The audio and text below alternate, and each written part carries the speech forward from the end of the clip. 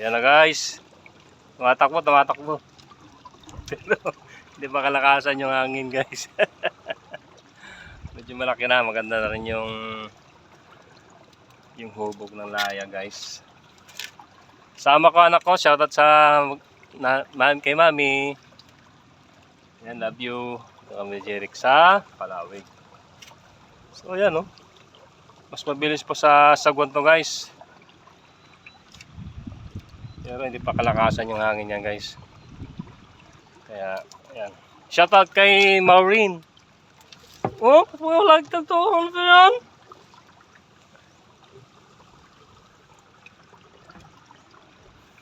Ayan guys. Kay Master John Procopio. Sir Clayton. Ayan. Sailboat with engine. Ayan, sail yung nauna guys. Diba? Oh. So yan. Hindi ka nasasagwan. Yan, pwede mo ganyan. Ayusin mo upo mo.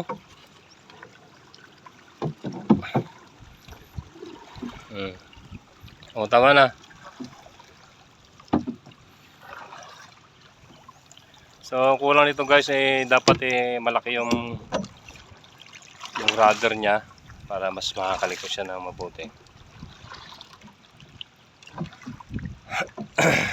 So, dual purpose, meron ng ayan, trapal, meron pang sailboat. So, makakauwi ka kahit wala kang gasolina, di ba? So, yun lang guys. Pagpauwi, pagsalubong, yun, magmakina ka. Makina yung gamit. Pag papunta pa lang at ano yung ano? Ayan. Ang gamit mo ngayon ay magmangin ay sailboat. Kasi yung layag. Okay. Thank you very much. Don't forget to subscribe, like, and comment. Thank you very much.